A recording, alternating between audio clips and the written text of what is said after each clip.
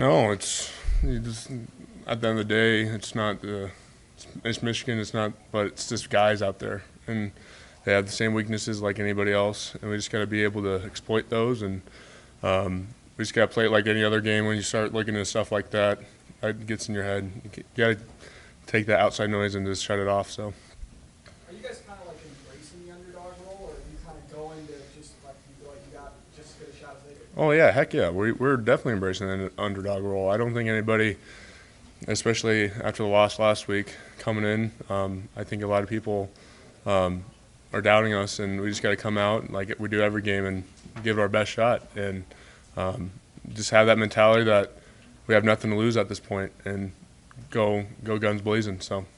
When you turn on the film of their defense, which players on their defense jump out at you? I don't know. I think they're pretty solid up front. I like their ends. Their ends are pretty big guys, and they're pretty quick. Their inside guys are they're big and quick, and they're gonna be athletic, and it's gonna be a dogfight up front. So I'm excited just to have the competition, the battle coming up this Saturday. So. I think you said that you guys need to commit more to playing Big Ten football.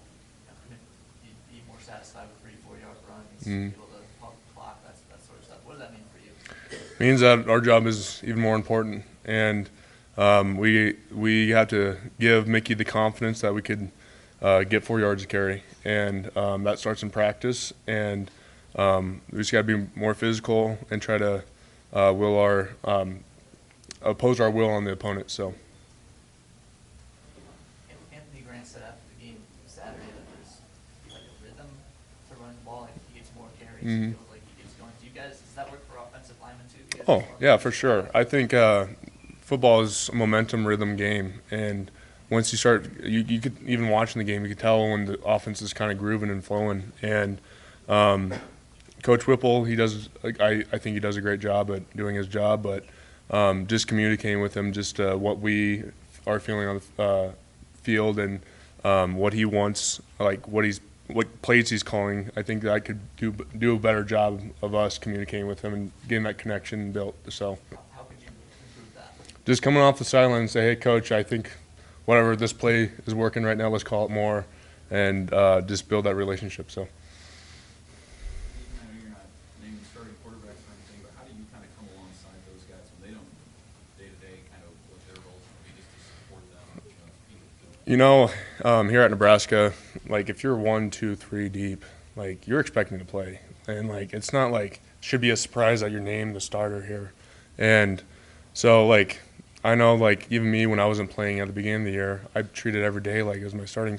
So when it was my time to come up and my name was called, I was ready, and I think the quarterbacks have the same approach of they don't know, like I don't know. I'm not a QB's coach. I don't focus on that, but they come into practice knowing that their number is going to be called at any time. They need to be ready. So I think they're doing a good job at just preparing themselves for the game this Saturday. So. And just from your perspective, how tough is the knowing or the not knowing just generally? The thing is, like here at practice, we have multiple quarterbacks behind us at any given time. So like, just that's why you build relationships outside of football. Is like once you have that communication, and it's like I said, it's kind of the feel. You feel it, and it doesn't matter who's in. It's just you got to know who's in, and then just adjust. So. How about you as an individual?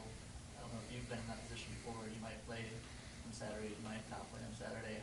What's the key to preparing for that? Oh, just preparing like you're going to play. Just visualize that you're going to go out there and kick some butt out there on the field, and be loose and don't be uptight. Don't think that like if you screw up a play, that's the end of the world for you. Just go out there and play your game. So.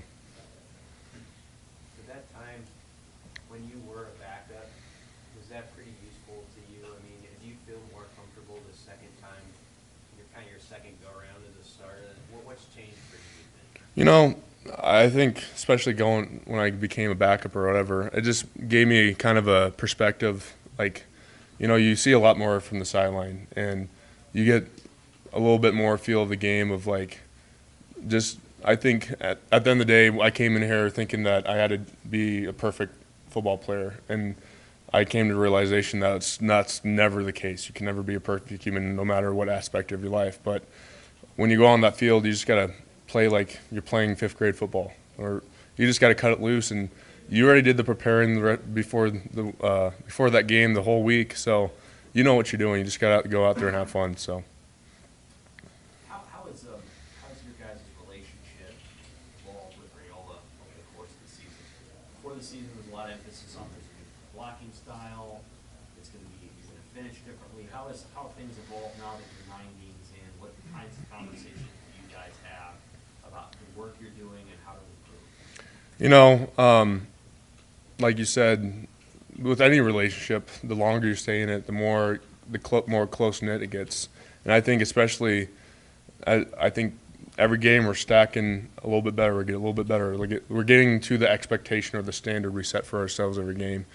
But yeah, he at this point we know the system he's trying to operate in, and we just make small adjustments all the time. It's not no big major. Hey, you're doing this completely wrong. It's just, hey, you just need to do this a little bit better. And then the small adjustments get us to where we want to go. So.